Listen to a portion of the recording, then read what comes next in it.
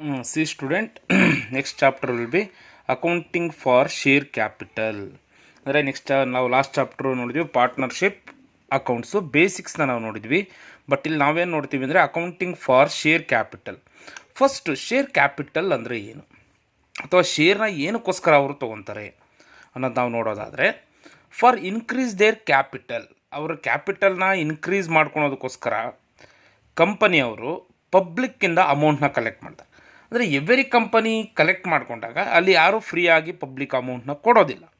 ಆವಾಗ ಅವ್ರು ಏನು ಮಾಡ್ತಾರೆ, they are issuing the shares to the public. ಅಂದರೆ ಶೇರ್ಸ್ನ ಇಶ್ಯೂ ಮಾಡೋದ್ರಿಂದ, ಶೇರ್ಸ್ ಮುಖಾಂತರ ಅವ್ರೇನು ಮಾಡ್ತಾರೆ, ಪಬ್ಲಿಕ್ಕಿಂದ ಅವರು ಅಮೌಂಟ್ನ ಅವರು ಕಲೆಕ್ಟ್ನ ಮಾಡ್ಕೊತಾರೆ.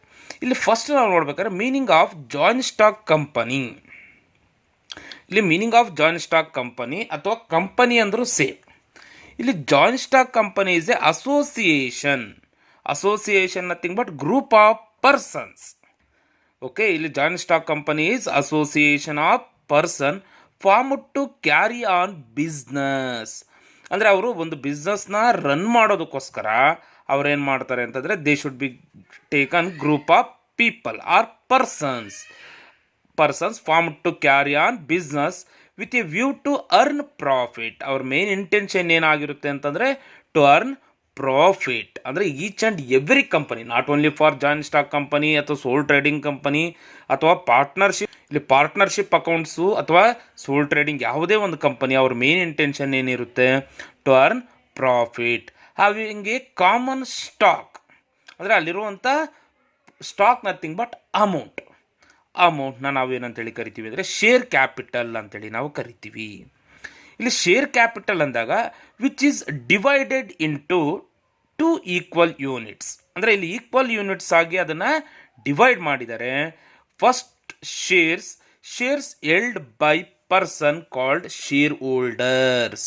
ಓಕೆ, ಇಲ್ಲಿ ಅವ್ರು ಏನು ಮಾಡಿರ್ತಾರೆ ಅಂದರೆ, ಇಲ್ಲಿ ಶೇರ್ ಕ್ಯಾಪಿಟಲ್ನ ಈಕ್ವಲ್ ಯೂನಿಟ್ಸ್ ಆಗಿ ಅದನ್ನು ಡಿವೈಡ್ ಮಾಡಿದ್ದಾರೆ. ಯಾವ ರೀತಿ ಅಂತಂದರೆ, ಶೇರ್ಸ್ ಅಂದರೆ ಶೇರ್ಸ್ ಆಗಿ ಡಿವೈಡ್ ಮಾಡಿದಾಗ ಯಾರು ಶೇರ್ಸ್ನ ಹೊಂದಿರ್ತಾರೋ, held by the person who are holding the shares, that persons we should be called as a shareholders.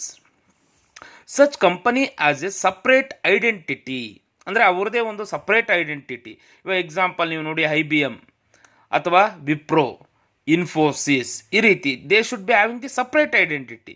ಇವಾಗ ಎಕ್ಸ್ ಕಂಪನಿ ಅನ್ನೋದು X company, it should B separate identity different from its members. ಅವರ users ಯಾವ ರೀತಿ ಅಥವಾ members ಯಾವ ರೀತಿ ಶೇರ್ಸ್ನ purchase ಮಾಡಿರ್ತಾರೋ ಅದನ್ನು ನಾವು ಸಪ್ರೇಟ್ ಐಡೆಂಟಿಟಿ ಅಂತೇಳಿ ಕರಿತೀವಿ. ಇದಾದರೂ ನೀವು ಮೀನಿಂಗ್ ಬರೀಬೋದು, ಅಥವಾ it is company is an artificial person. ಇಲ್ಲ, ಆರ್ಟಿಫಿಷಿಯಲ್ ಪರ್ಸನ್ ಅಂದಾಗ ಇವಾಗ example Infosys company, it is should be called as a artificial person. Okay, it is created by law. ಅಂದರೆ ಅವ್ರು ಏನು ಮಾಡ್ತಾರೆ ಅಂತಂದರೆ, ಒಂದು rules, law nothing but they should be make an rules and regulations having a perpetual succession nothing but continuous succession. Perpetual nothing but continuous succession and a common seal. ಅಂದರೆ each and every company they should be having the separate seal. We should be called as a company. ನೀವು ಈ meaning ಬರೆದು no problem, they should be given 2 mark. Company is an artificial person created by law having a perpetual succession. We should be called as a common seal. We should be called as a company.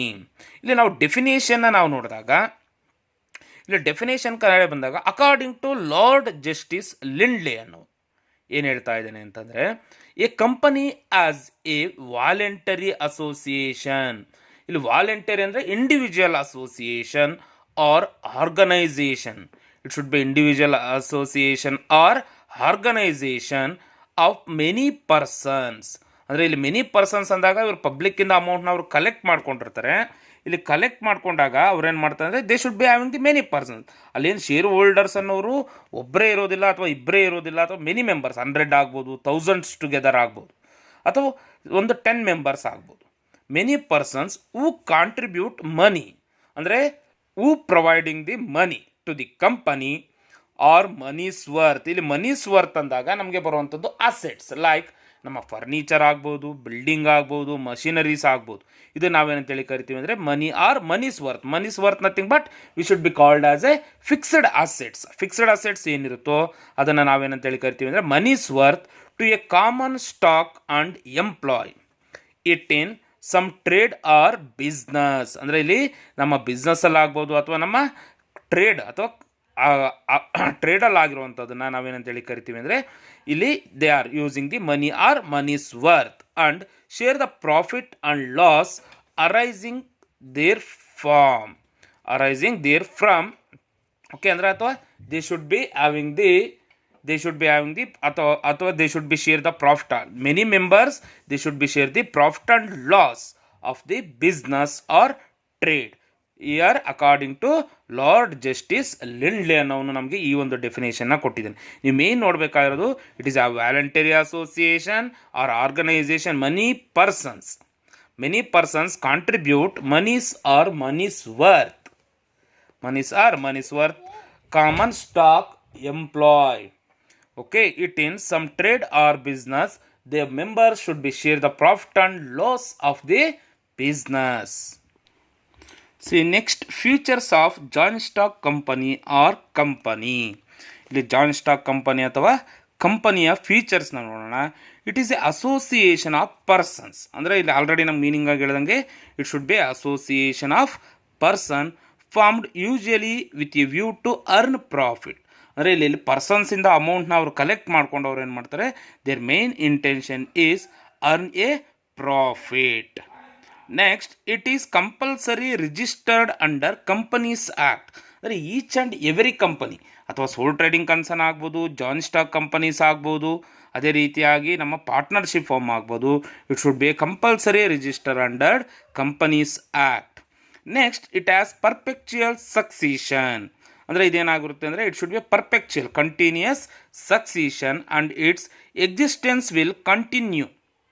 Existence ಅಂದರೆ continue, ಆ ಒಂದು ಇರುವಂಥ members continue in spite of death or insolvency of any its members. ಅಂದರೆ in spite nothing but some incidentals like ಅವನು ಒಬ್ಬ member death ಆಗ್ಬೋದು, ಅದೇ ರೀತಿ ಇನ್ಸಾಲ್ವೆನ್ಸಿ ನಥಿಂಗ್ ಬಟ್ ಸಾಲ್ಗಾರನಾದಾಗ ಅವ್ರೇನು ಮಾಡ್ತಾರೆ ಅಂತಂದರೆ they should B given the amount return back to that particular members. Okay, it is a legal person can hold, purchase or sell or property, incur debts. ಅಂದರೆ legal person ಅವನು ಏನು ಮಾಡ್ಬೋದು, Ken hold. ಅಂದರೆ legal person nothing but artificial. ಒಂದು company ಅವನು ಏನು ಮಾಡ್ಬೋದು ಅಂತಂದರೆ ಕೆನ್ ಹೋಲ್ಡ್, ಅವನ ಹತ್ರ ಇರುವಂಥದ್ದನ್ನು ಪರ್ಚೇಸ್ ಮಾಡ್ಬೋದು ಅಥವಾ ಸೇಲ್ ಮಾಡ್ಬೋದು. Selling the properties or incur ಅಂದಾಗ ಅವನ ಸಾಲಗಳನ್ನ ಅವನು ತೀರಿಸಬಹುದು. Next, it is an artificial person but acts through directors of the company. ಅಂದರೆ ಇಲ್ಲಿ ಏನು ಮಾಡ್ತಾರೆ, ಅವರು ಅಮೌಂಟ್ ಎಲ್ಲ ಕಲೆಕ್ಟ್ ಮಾಡ್ಕೊಂಡಿದ್ದಾದಮೇಲೆ ಆ ಒಬ್ಬ ಡೈರೆಕ್ಟರ್ನ ಅವ್ರು ನೇಮಿಸ್ತಾರೆ. ಅವನೇನು ಮಾಡ್ತಾನೆ, ಆ ಒಂದು ಆರ್ಟಿಫಿಷಿಯಲ್ ಅಂದರೆ ಇವಾಗ ಇನ್ಫೋಸಿಸ್, ಇವಾಗ example Narayana Murthy is a director, ಅವನ ಆ ಕಂಪನಿ ಅಥವಾ CEO ಅಂತೇಳಿ ಕರಿತೀವಿ. ಅವ್ರು ಏನು ಮಾಡ್ತಾರೆ, they should be run the company. Every company is required to have own seal. ಅಂದರೆ common seal nothing but they should be having the own seal.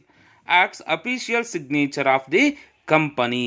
ಅಂದರೆ ಅವರು ಸೀಲು ಸಿಗ್ನೇಚರಿಂದ ಅವರು ಏನು ಮಾಡ್ಬೋದು, ಆ ಕಂಪನಿನ ರನ್ ಮಾಡ್ಬೋದು. ನೆಕ್ಸ್ಟ್ ನಾವಿಲ್ಲಿ ನೋಡಿದಾಗ ಏನಾಗುತ್ತೆ ಅಂದರೆ share capital of a company. ಇಲ್ಲಿ share capital of a company, share capital means capital raised by the company. ಅಂದರೆ ಇಲ್ಲಿ ಶೇರ್ ಕ್ಯಾಪಿಟಲ್ ಅಂದರೆ capital raised by the company. ಅಂದರೆ ಅವ್ರು ಯಾವ ರೀತಿ ಕ್ಯಾಪಿಟಲ್ನ ರೈಸ್ ಮಾಡ್ತಾರೆ ಅಂದರೆ ಬೈ ಇಶ್ಯೂ ಆಫ್ ಶೇರ್ಸ್ನ ಇಶ್ಯೂ ಮಾಡೋದ್ರ ಮುಖಾಂತರ ಅವ್ರೇನು ಮಾಡ್ತಾರೆ, they should be raising their capital of the company. Next, different phases or categories of share capital. Different ಅಂದರೆ ಫೇಸಸ್ ನಥಿಂಗ್ ಬಟ್ ಸ್ಟೇಜಸ್ಸು ಅಥವಾ ಕ್ಯಾಟಗರೀಸ್. ಇದು ನಿಮಗೆ 2 ಮಾರ್ಕ್ ಕೇಳ್ಬೋದು. Different phases or categories of a share capital. The first one is authorized capital or registered capital or nominal capital. ಇಲ್ಲಿ authorized capital ಅಂದರೂ ಸೇಮೆ, registered capital ಅಂದರೂ ಸೇಮೆ, nominal capital ಅಂದರೂ ಸೇಮೆ. Here authorized capital is the maximum amount of capital. Maximum amount of capital ಅಂದರೆ ಇವಾಗ ಒಂದು company run ಮಾಡೋದಕ್ಕೆ ಅವನಿಗೆ 10 lakhs ಬೇಕಾಗಿರುತ್ತೆ. ಆ 10 lakhsನ ನಾವೇಂತೇಳಿ ಕರಿತೀವಿ ಅಂದರೆ maximum amount of capital.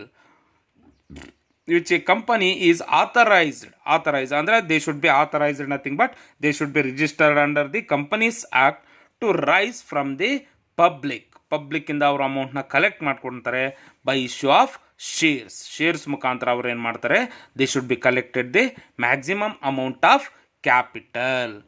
It is also called as registered capital or nominal capital. ಅದನ್ನು ನಾವು ಇನ್ನೊಂದು ನೇಮಲ್ಲಿ ಏನಂತೇಳಿ ಕರಿತೀವಿ ಅಂದರೆ ರಿಜಿಸ್ಟರ್ಡ್ ಕ್ಯಾಪಿಟಲ್ ಅಂತೇಳಿ ಕರಿತೀವಿ. ಅದೇ ರೀತಿಯಾಗಿ ನಾಮಿನಲ್ ಕ್ಯಾಪಿಟಲ್ ಅಂತೇಳಿ ನಾವು ಕರಿತೀವಿ. Next is second one, issued capital. Issued capital nothing but issued capital is that part of the authorized capital.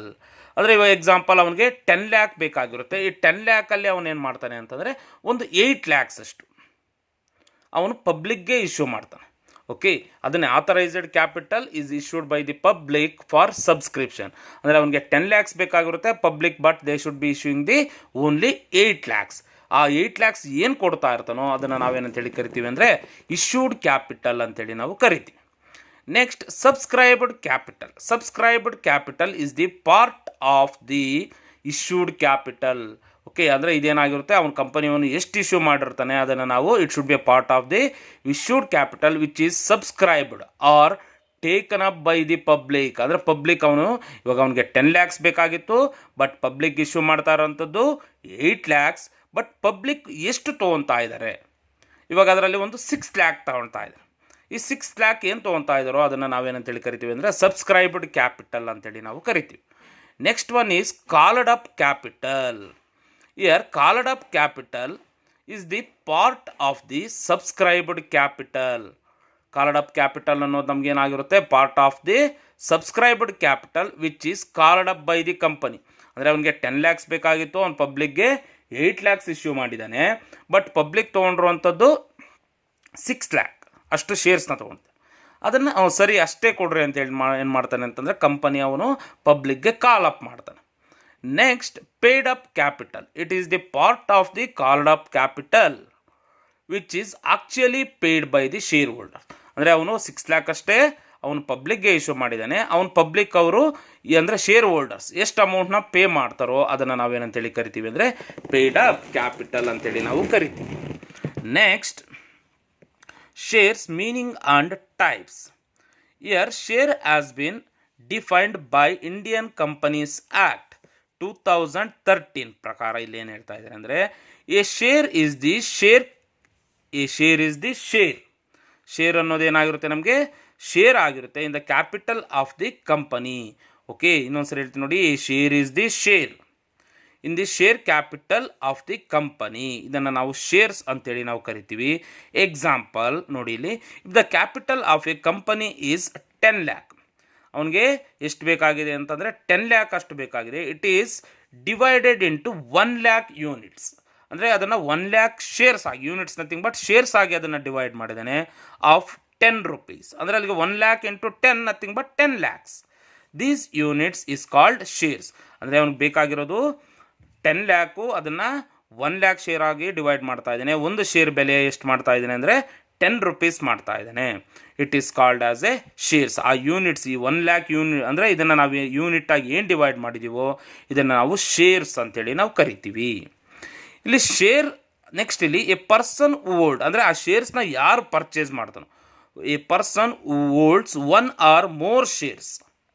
ಅಂದರೆ ಯಾವ ಪರ್ಸನ್ನು ಒಂದು ಅಥವಾ ಅದಕ್ಕಿಂತ ಜಾಸ್ತಿ ಶೇರ್ಸ್ನ ಪರ್ಚೇಸ್ ಮಾಡಿರ್ತಾನೋ ನಾವು ಆ ಶೇರ್ ಹೋಲ್ಡರ್ಸ್ನ ನಾವು ಅವ್ರನ್ನ ನಾವೇನಂತೇಳಿ ಕರಿತೀವಿ ಅಂದರೆ share holders of a company.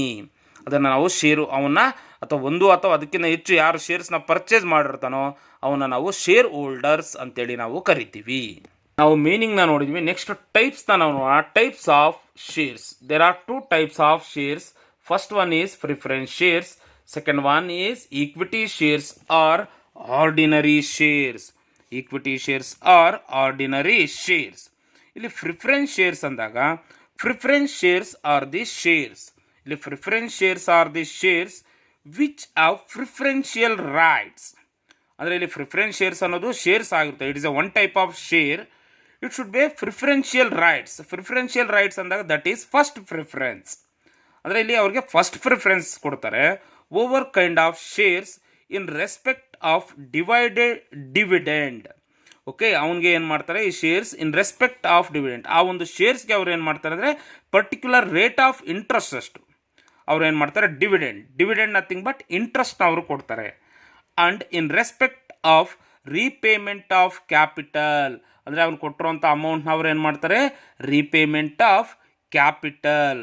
In the event of liquidation ಅಂದಾಗ ಅಥವಾ ಕಂಪನಿ ಮುಚ್ಚೋ ಸ್ಥಿತಿ ಅಥವಾ winding up of the company close ಮಾಡಬೇಕಾದ್ರೆ, event of the company, the holders of these share get a fixed rate of dividend. ಅಂದರೆ ಅವ್ನ ಕ್ಯಾಪಿಟಲ್ಗೆ ಅವ್ರು ಏನು ಮಾಡ್ತಾರೆ, ಇವಾಗ ಎಕ್ಸಾಂಪಲ್ ನಾನು ಇಲ್ಲಿ 100 ಶೇರ್ಸ್ನ ಪರ್ಚೇಸ್ ಮಾಡಿದ್ದೀನಿ, preference ಶೇರ್ಸ್ನ.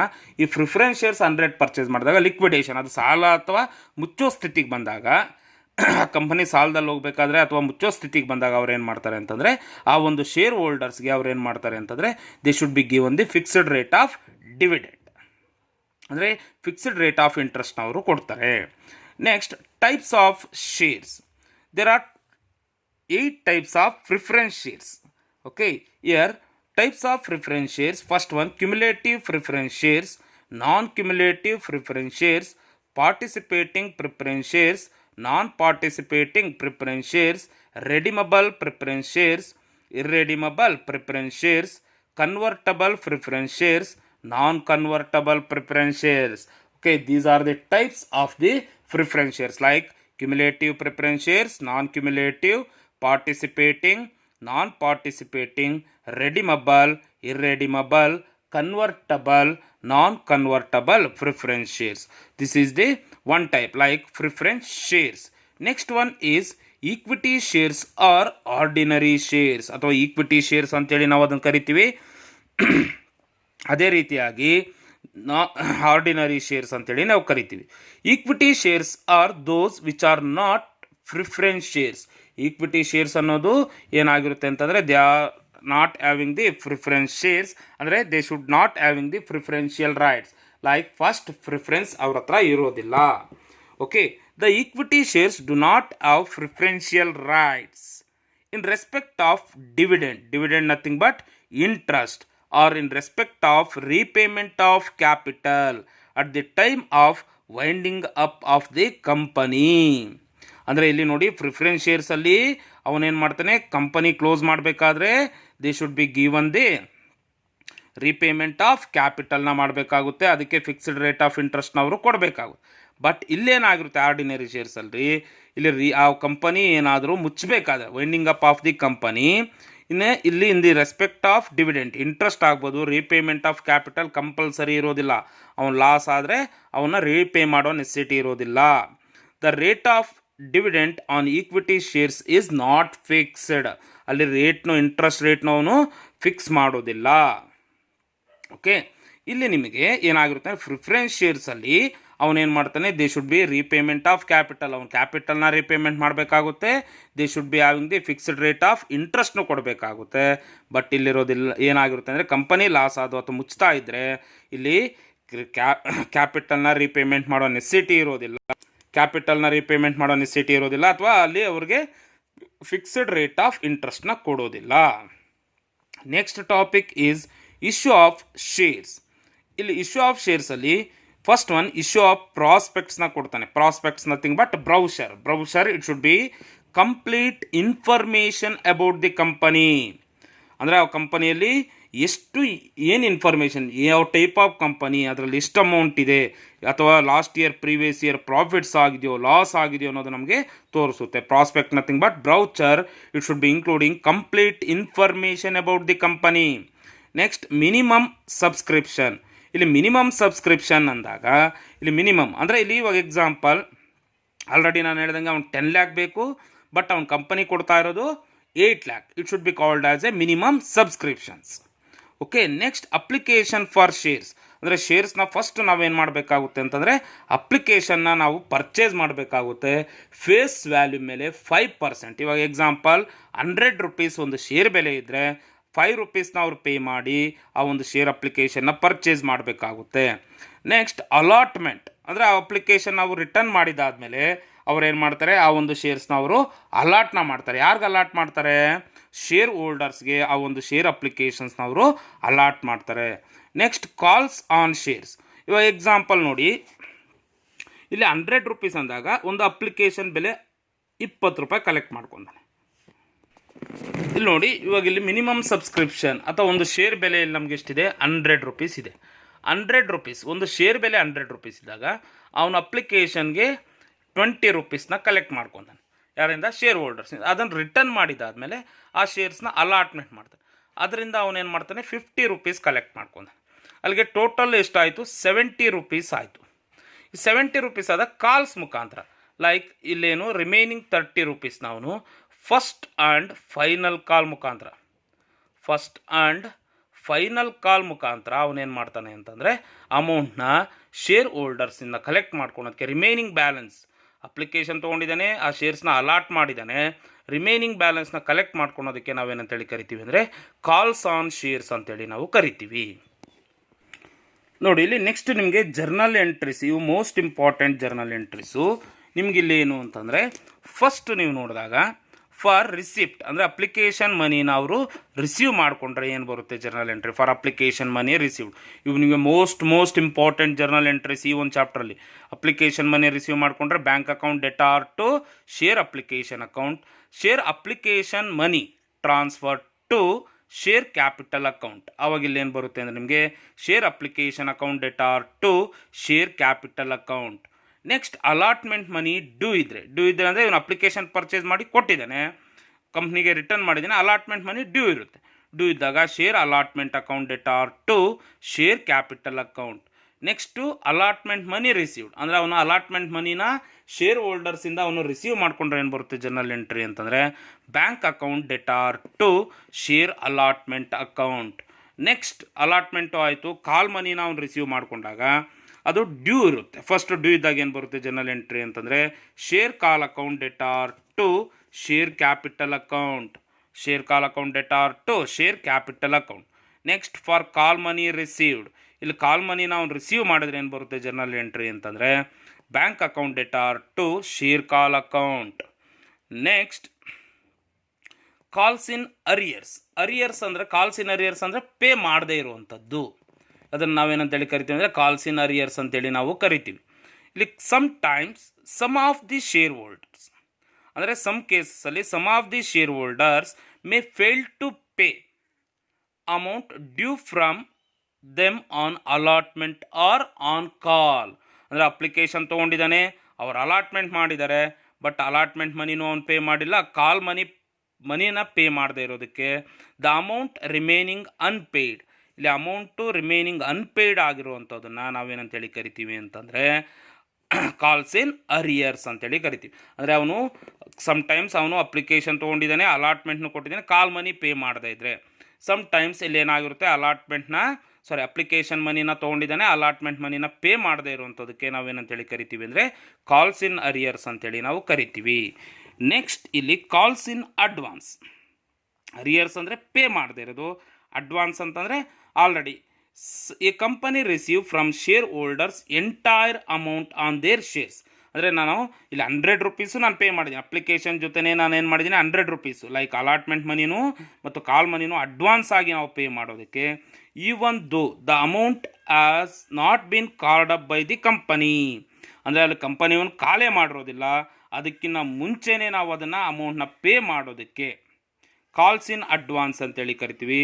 Such amount received by the company before calls are made, ಅಂದರೆ ಅಪ್ಲಿಕೇಶನ್ ಜೊತೆನೇ ಅಲಾಟ್ಮೆಂಟ್ ಮನಿನೂ ಮತ್ತು ಕಾಲ್ ಮನಿನ ನಾವು ಪೇ ಮಾಡೋದಕ್ಕೆ ಕಾಲ್ಸ್ ಇನ್ ಅಡ್ವಾನ್ಸ್ ಅಂತೇಳಿ ನಾವು ಕರಿತೀವಿ. ಇಲ್ಲಿ ಜರ್ನಲ್ ಎಂಟ್ರಿ ನಾವು ನೋಡಿದಾಗ journal entry for recording calls in advance, ಇಲ್ಲಿ ಅವರು ಬಿಫೋರ್ ದ್ಯಾಟ್ ಅಂದರೆ ಅವ್ನು ಅಲಾಟ್ಮೆಂಟ್ ಮಾಡೋ ಮನಿನು ಮತ್ತು ಕಾಲ್ ಮನಿನ ಅಡ್ವಾನ್ಸ್ ಆಗಿ ಪೇ ಮಾಡೋದಕ್ಕೆ ನಾವೇನಂತೇಳಿ ಕರಿತೀವಿ ಅಂದರೆ bank account debtor to calls in advance account. Next calls in advance should be transfer to concerned share call account, ಅಂದರೆ ಅವ್ರು ಕನ್ಸರ್ನ್ಡ್ ಶೇರ್ ಕಾಲ್ ಅಕೌಂಟ್ಗೆ ಅಥವಾ ಫಸ್ಟ್ ಕಾಲು ಅಥವಾ ಫೈನಲ್ ಕಾಲು ಅವರು ಮಾಡೋದಕ್ಕೆ ನಾವೇನಂತೇಳಿ ಕರಿತೀವಿ ಅಂತಂದರೆ ಜರ್ನಲ್ ಎಂಟ್ರಿ ಏನು ಪಾಸ್ ಮಾಡ್ತೀವಿ ಅಂದರೆ calls in advance account debtor to concerned share call account.